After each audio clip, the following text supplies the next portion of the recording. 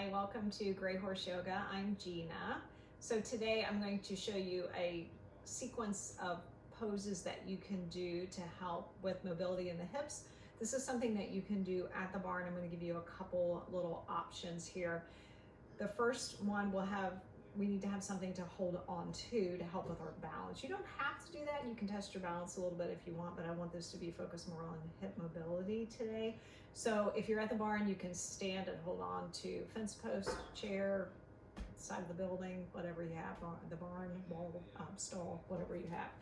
So we're going to come and place one hand on whatever we are using for our support, and then the opposite leg opposite of that hand, bring that leg up and then just start to circle the knee. So you can bring one hand, the other hand to the hip if you'd like. Again, if you want to really test your balance, you can do both hands to the hip. So totally your option, but just circling that hip. If you think of circling the knee, you'll get that movement in the hip, and then go the opposite direction. And notice if it's easier to go one way than the other. So just getting some movement there in that hip, and then let that leg come back down, and then switching sides. So again, picking that leg up and then circling that knee to the side, testing your balance. So again, a little bit if you want both hands to the hips. But notice if this side is different. We usually have a stronger leg, which usually equates to a tighter hip. So notice if that's the case for you. And then circle the other direction. Again, notice if one direction is easier than the other. Good. And then coming back to center. So if you are at home or using a chair at the barn or a stool or even a mounting block, you can move that to the end. And we're going to let's start with the right leg. We'll place the right leg up on whatever we are using.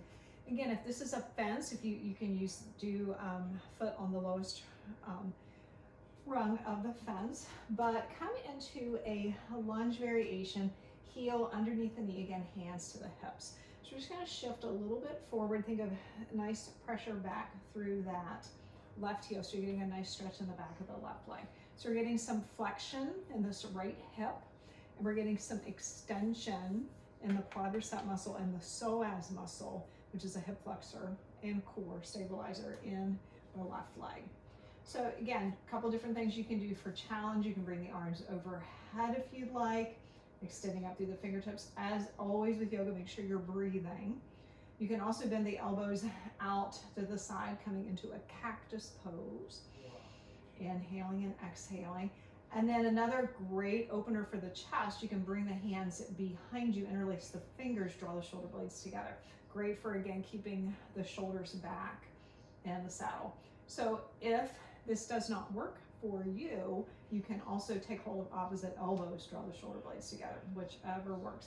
But really focusing on finding that strength in those muscles right between the shoulder blades. We tend to be both weak and tight between the shoulder blades. And then release the arms up and overhead once again. Exhale, bring the hands back to the hips, bring the right leg down, take a breath. Inhale and exhale, and then bring the left foot up. Again, you can have it on a mounting block, a chair, fence post or fence rail, whatever works for you. Think mostly of alignment, heel right underneath the knee.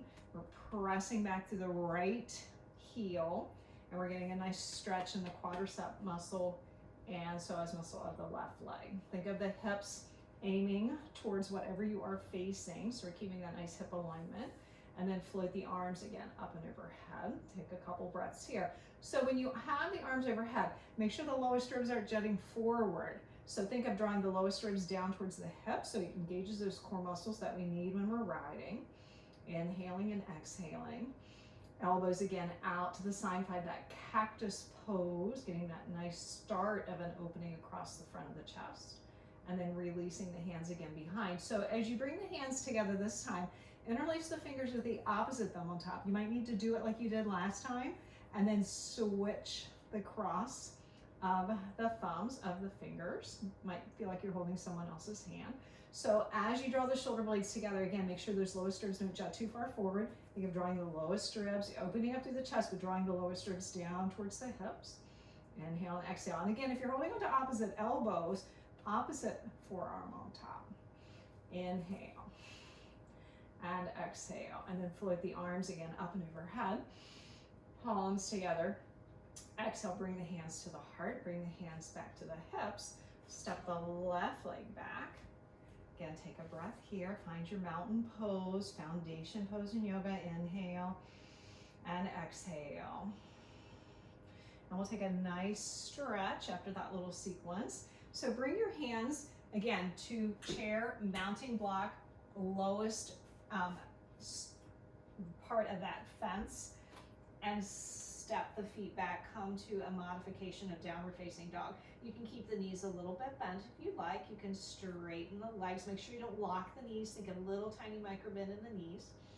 Crown of the head is aiming top of the head, not the forehead. Think of top of the head aiming towards the hands, so we keep a neutral position for the neck. Inhaling and exhaling. And then stepping the feet forward, come to that mountain pose again. Come all the way up to stand, do a little roll of the shoulders. Take a breath, inhale and exhale.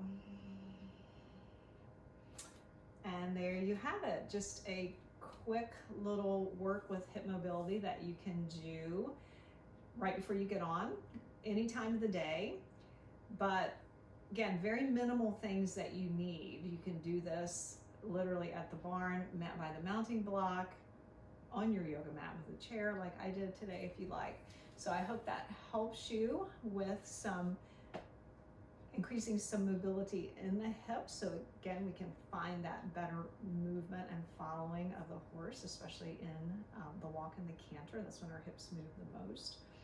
So I hope to see you again soon in the saddle or on the mat. Don't forget to give me a thumbs up if you like this video, and subscribe to my YouTube channel, and link below to subscribe to my email newsletter. So have a great day and see you soon. Bye-bye.